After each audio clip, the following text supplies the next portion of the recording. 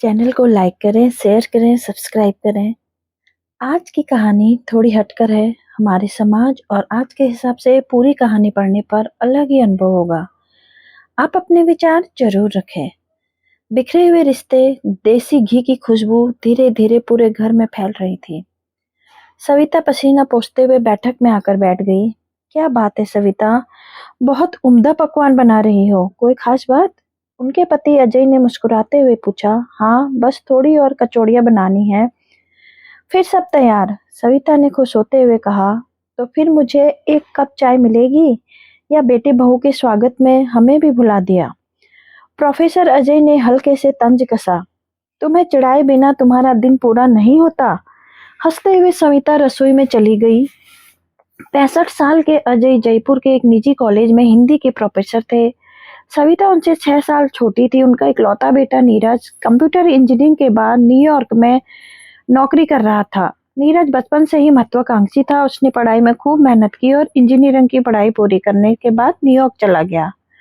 शादी के लिए उसने एक साधारण परिवार की लड़की प्रीति को चुना। अजय और सविता ने बिना दान दहेज के बेटे की शादी कर दी, लेकिन इसके चलते जो थोड़ी बहुत जमा पूंजी थी वह खत्म हो गई। शादी के बाद नीरज और प्रीति न्यूयॉर्क चले गए। शुरू में वे फोन पर बातें करते थे, फिर धीरे धीरे दूरी बढ़ती गई।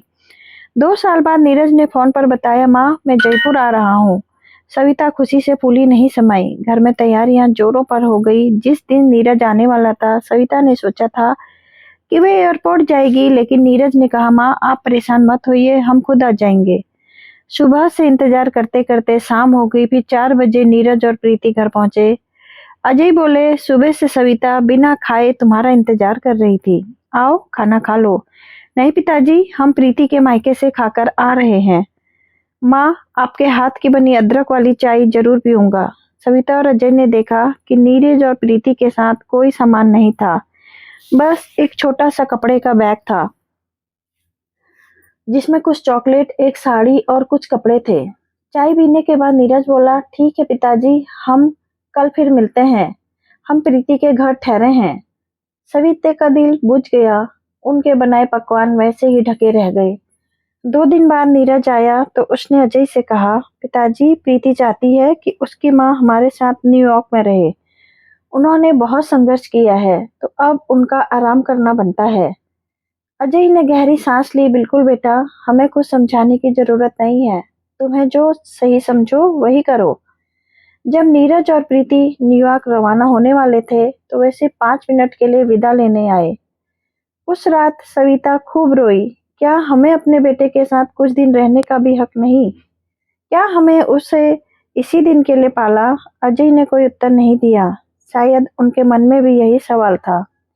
समय बीता। एक दिन नीरज ने प्रीति से कहा, डॉक्टर ने बताया है कि तुम माँ बनने वाली हो। प्रीति बोली, हाँ, और अब मेरी माँ वापस इंडिया जाना चाहती है। मुझे कुछ चीजें खाने का मन करता है, लेकिन कौन बनाएगा? क्यों ना माँ को यहाँ बुला लें। नीरज असमंजस में पड़ गया। तुम्ही ने कहा था कि हमें प्राइवेसी चाहिए, अब किस मुंह से माँ से कहूँ? लेकिन प्रीति जिद पर अड़ी थी। कुछ हफ्ते बाद नीरज को न्यूयॉर्क की एक गली में एक बुजुर्ग आदमी बैठे दिखे। ध्यान से देखा तो उनके पिताजी अजय थे। पिताजी, नीरज चौंक गया। अजय ने पीछे मुड़कर देखा। अरे नीरज, तुम यहाँ? नीरज और प्रीति को देखकर सविता भी अंदर से दौड़ती आई। नीरज ने उन्हें गले से लगा लिया।